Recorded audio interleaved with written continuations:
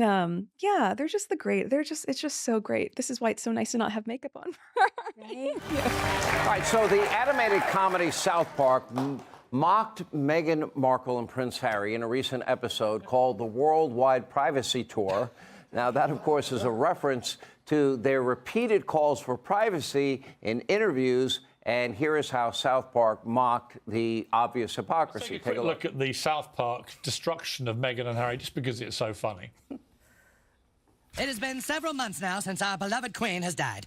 All Canadians are finding it hard to go on. All Canadians, that is, except for our first guest, the Prince and his wife. She is all about one person, her. Not even Harry. I don't think she cares about him at all. She cares about herself. Meghan Markle spirals after South Park takes aim at her in a savage cartoon takedown. That polished PR image she worked so hard to build, shattered. And judging by her reaction, it's clear Meghan isn't too thrilled about being the butt of the joke, especially when she still carries herself like royalty.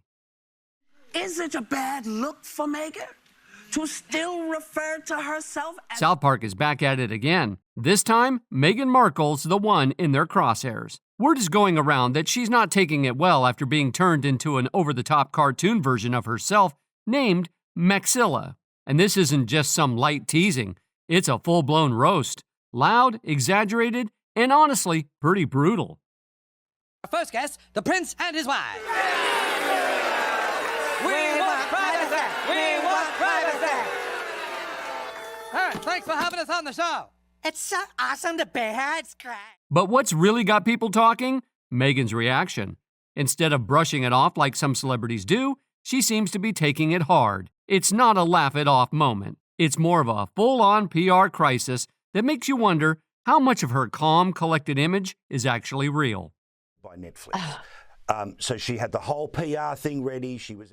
In the episode, Maxilla is portrayed as a dramatic influencer who constantly plays the victim while chasing attention. Sure, it's satire, but it cuts deep. And when South Park goes for it, they don't hold back. I'm totally like, you should write a book because your family like stupid and then so are like journalists. We just want to be normal people. All this attention is so hard. Meghan's trying to stop the buzz, but she's in full breakdown mode, as South Park sends things spiraling out of control for her. And it's only made things worse. Every attempt to shut down the chatter just drew more eyes to it, making her look even more obsessed with controlling the narrative. There are rumours they might be suing because they sue everybody over everything normally, especially if it's true, or if people are being intrusive because they want to save it for themselves so they can intrude on their own lives. And the episode itself, it's harsh. Maxilla isn't just dramatic. She's a full-on wrecking ball, tearing through everything in her way. It's symbolic, reflecting what critics have been saying for a while. Meghan doesn't just stir up drama, she dominates it. All right. Now, according to reports, Meghan Markle was, quote, upset and overwhelmed by her portrayal in a cartoon. But anyway, the show... Trey Parker and Matt Stone aren't afraid to push buttons. And this time they've clearly hit one that's still raw. This isn't just cartoon mischief. It's opened up a bigger discussion around fame, control, and the blurry line between being empowered and going off the rails. And Meghan's reaction? It might just be hurting her more than a cartoon ever could. But anyway, the show's creators were seemingly unfazed by reports of a possible lawsuit, a move that Meghan and Harry now deny. But here's where things take a turn. Meghan tried to get the South Park episode pulled completely, but instead of coming across like she was protecting herself, it gave off major "I deserve special treatment" vibes. Many people think this is something that comes with popularity. When you put yourself out there as a global figure, the spotlight doesn't always shine softly. Sometimes it's hard, and this time it came with sarcasm and zero sugarcoating. And lots of people are wondering, why is this bothering her so much? If she really doesn't think that she's that important, why not just let it go? But clearly, Meghan doesn't want any more reasons for people to question how polished her PR image really is. She is all about one person, her. Not even Harry. I don't think she cares about him at all. She cares about herself. What sort of absolute cretin would go to these fires in her position and make sure they get on camera and that news stories are generated about them helping the poor city? The episode didn't just stop at making fun of Maxilla being a total mess. It took direct shots at Meghan's whole public image, especially her woke reputation. You know, the one that's all about activism and social change? South Park tore that apart too. They even threw in a scene where Maxilla is this terrible cook, whipping up chaos instead of anything meaningful. A not-so-subtle nod to Meghan's much-hyped but kind of flop Netflix cooking show. Uncensored reviews for Harry and Meghan's big-budget Netflix series have so far been less than kind.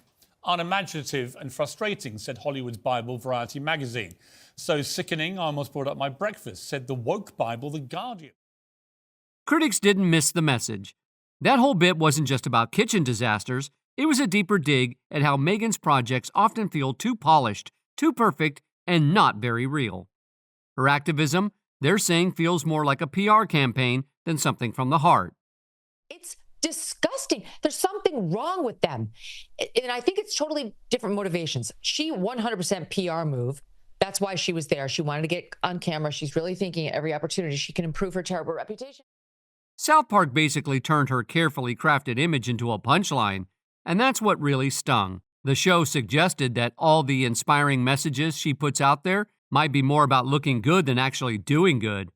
And just when you think she might laugh it off, the opposite happens. Trying to shut the episode down backfired big time. Instead of making the situation disappear, Meghan's reaction made it even bigger. In today's world, trying to silence comedy only makes more people tune in, curious to see what all the fuss is about. Now, according to a new poll, the couple's approval in the U.S. Is somehow even lower than before. It sank lower after the episode aired. And the more she tried to control the narrative, the more it looked like she couldn't handle a bit of playful criticism, even from a cartoon. That attempt to control the message, it didn't protect her, it exposed her. What's more, the whole thing has sparked a conversation about double standards. Meghan wants the world to hear her version of the story, told her way, but the moment someone else offers a less than flattering perspective, it's a problem. Instead of brushing it off, her strong reaction only gave her critics more ammo and got comedians and media outlets talking even louder. Okay, how much time did she have for this when she was on Suits, when she was doing The Tick, when she was trying to land the ginger from the royal family to marry her? Apparently none. For a lot of people, this whole South Park drama with Meghan Markle just feels like another repeat of a pattern we've seen before, trying to control the story, shape the headlines, and shut down anyone who disagrees. It's a move that's followed her since she stepped into the royal spotlight, and honestly, it's starting to feel a little old. What South Park did with the Maxilla episode wasn't just some goofy joke. It was a sharp, deliberate, and peeled back the shiny layers of her public image. The Netflix deals, the I've been wrong branding, the flawless PR game, it all got put under the microscope. What came out? A picture of someone who's desperate to stay in the limelight, who doesn't take criticism well, and who seems to expect the world to play by her rules. Put eye makeup on. And she also is pretending like she's crying. And we did a zero in, like we zoomed in just to see. There isn't a tear in sight, Dan. Look at this. And the reason it hit a nerve? Because it echoed something a lot of people are feeling. Exhaustion. Exhaustion from the constant messaging that Meghan is misunderstood, while she continues to demand center stage. The satire landed not just because it was clever, but because it touched on a truth people are starting to notice. Trey Parker and Matt Stone, the South Park creators, didn't say a word in response to the backlash, and that silence, it speaks volumes. It's a quiet reminder that no matter how famous or influential you are, you're not immune to being called out. And Meghan, for all her efforts to avoid that spotlight when it gets uncomfortable, keeps finding herself right back in it. Trying to cancel the episode didn't just backfire, it handed her critics exactly what they needed. Instead of moving on, it turned into a full-on spectacle. And now she's being seen not as the strong, misunderstood figure she wants to be, but as someone who can't take a joke, can't let go of control, and sees every jab as a personal attack. Really interesting to me is following that South Park mockery of them, which really highlighted all their hypocrisies. Their approval ratings now have fallen below Prince Andrew's in America. Whether she likes it or not, Meghan has become one of the most talked about and most polarizing figures in modern royal history. And if there's any hope of changing that, it starts with realizing one thing. When you live in the spotlight, satire comes with the territory. You can either laugh it off or let it swallow you whole. At this point, her reaction to Maxilla didn't just make headlines, it became the headline. The episode stripped back the polished image and showed the cracks beneath, and while the jokes may have been harsh, it's her over-the-top attempt to shut them down that really revealed the bigger issue. A deep need to control the narrative, and maybe, just maybe, a bit of a blind spot when it comes to self-awareness. To us, we don't give a about you at all. In fact, we dislike you greatly, and we really wish you would go back home. None of us even want you to live here. We were praying you would stay in Canada. One of the hardest-hitting parts of the South Park episode, it doesn't just joke around, it really digs into Meghan Markle's rocky relationship with the media. For years, she's positioned the press as her biggest enemy. But here's the twist. She's constantly in the middle of media chaos, whether it's lawsuits, leaks, or headline-making interviews that seem to pop up just when things start to quiet down. The show doesn't let that slide. It calls out the contradiction loud and clear. How Meghan often plays the victim, yet seems to keep fueling the drama herself. It's like a loop. Condemn the media, then step right back into the spotlight. At one point, this approach may have earned her some sympathy, but now it's starting to wear thin. More and more people are questioning whether it's all part of a carefully crafted game. That's exactly why the satire hits so hard. South Park shines a light on this tug-of-war between Meghan's calls for privacy and her constant media presence.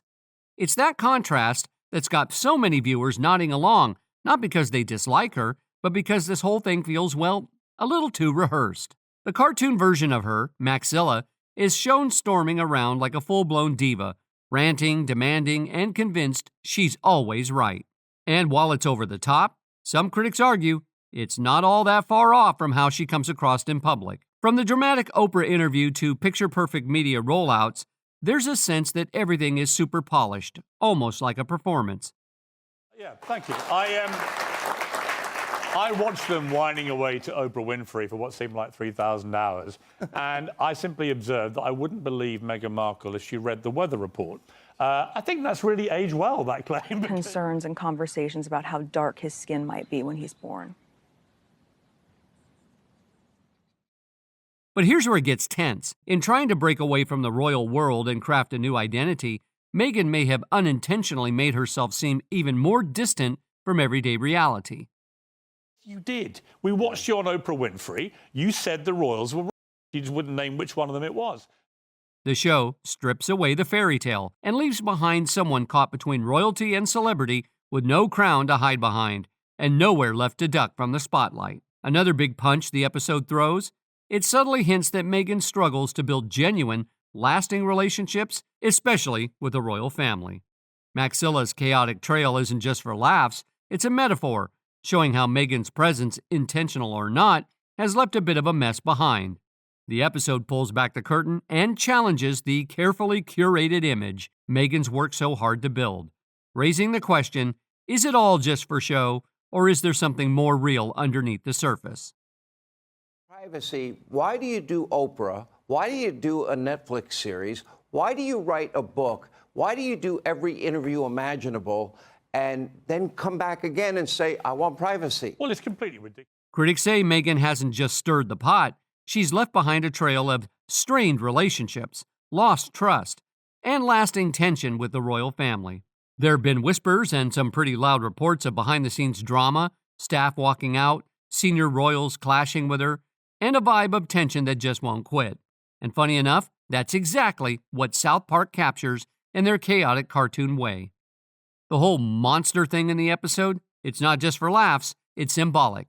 Every time she tries to take the reins and call the shots, it seems to push people away, whether that's respect, loyalty, or actual human connection. And that's where it stings the most. Meanwhile, the creators of South Park, Trey Parker and Matt Stone, didn't back down. They didn't water anything down or sugarcoat their message. And honestly, that sends a pretty powerful statement. In a time where celebrities are constantly managing their image and sticking to polished, progressive talking points, this episode serves as a big, unapologetic reminder that satire still has a place, and maybe even a purpose, especially when it takes on people in power. By refusing to cave in to Meghan's reported attempts to bury the episode, the show makes one thing clear. No one is above being poked fun at, not even a duchess, especially when the jokes are echoing what so many people are already thinking. Meghan's push to control the narrative around the Maxilla episode didn't just fail, it completely blew up in her face. Instead of protecting her image, it highlighted all the things that people already criticize her for. Always needing to be in charge, always painting herself as the victim, and never quite owning her part in the drama. But maybe the most uncomfortable part? The cartoon isn't just silly, it hits home for a lot of viewers because it feels eerily accurate. Watching it isn't just entertainment, it's like holding up a mirror. And based on her reaction, it seems like that reflection is one Meghan just doesn't want to face.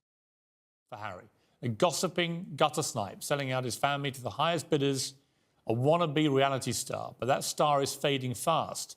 Harry and Meghan think they can carry on having their royal cake and eating it, using those royal titles, like I say, while abusing the institution. And unless Meghan is ready to take a hard look in the mirror, her public image is only going to keep taking hits. What started as a silly cartoon character, Maxilla, has now become something bigger. It's no longer just a joke, it's a loud, blinking warning sign that the cracks in her carefully crafted image are getting harder to ignore. The outrage over a satirical sketch? It's revealing more than just hurt feelings. It's showing a public figure who's spiraling, trying to grip a narrative that's already slipped right through her fingers. This isn't just about a cartoon causing drama. It's the unraveling of a brand that was once so tightly controlled. Meghan trying to get the episode taken down doesn't show strength, it actually shows like she's avoiding the criticism. Instead of pausing to think about what the satire might be pointing out, she's using the same old PR tactics. Quiet the noise, spin the story, and keep control. But this time, it totally backfired. Instead of calming things down, it made the backlash louder and more believable. Moves like this make people wonder if Meghan really wants to face the world as it is, or only the part that praises her. Her history of lawsuits, media battles, and attempts to silence critics tells a clear story. It's not one of openness. It's starting to look like someone who can't handle disagreement, criticism, or even harmless jokes. The more she tries to control the narrative, the more people pull away. The huge success of the Maxilla episode proves one thing: trying to shut down satire doesn't erase it. It makes it louder.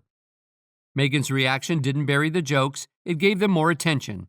Instead of seeming powerful, it showed how fragile her public image really is. So here's the big question. If a silly cartoon shakes her up this much, how will she handle the harsh reality of life outside the royal spotlight? South Park didn't just make fun, they captured how the public's patience with Meghan's moral compass act is running out. With bullying claims, confusing interviews, and constant contradictions, Meghan's controversies keep piling up. Maxilla took all that and turned it into one sharp, exaggerated, but pretty accurate picture. For someone trying hard to be seen as a global humanitarian, this kind of exposure hurts. Not just her image, but how real people think she is. Instead of boosting her, the cartoon dragged her back into the spotlight for all the wrong reasons. It didn't quiet the noise, it started a firestorm. Now it seems Meghan isn't just battling the media, she's battling public opinion, and she's losing. The more she fights back, the more people see the cracks. Her anger doesn't look like confidence, it looks like fear. This isn't just a PR slip-up, it could be the start of the end for the Meghan Markle we know, polished, untouchable, and carefully controlled. What Maxilla did was tear away the glam and show someone struggling to deal with criticism honestly. And the irony? By trying to silence a cartoon, she only proved its point. When satire hits this hard, and the only answer is outrage, maybe the problem isn't the joke, it's that it hit too close to home. The episode may be animated and over the top, but its impact is very real. It holds up a mirror reflecting a string of self-made controversies, dramatic reactions, and a desperate need to keep control. And the more she tries to fight it, the louder the message becomes. The public and the media aren't buying the act anymore. Meghan's angry response didn't stop the critics, it gave them even more to talk about. So now the big question is, what's next for someone whose image has gone from inspiring to divisive, from royalty to reality check?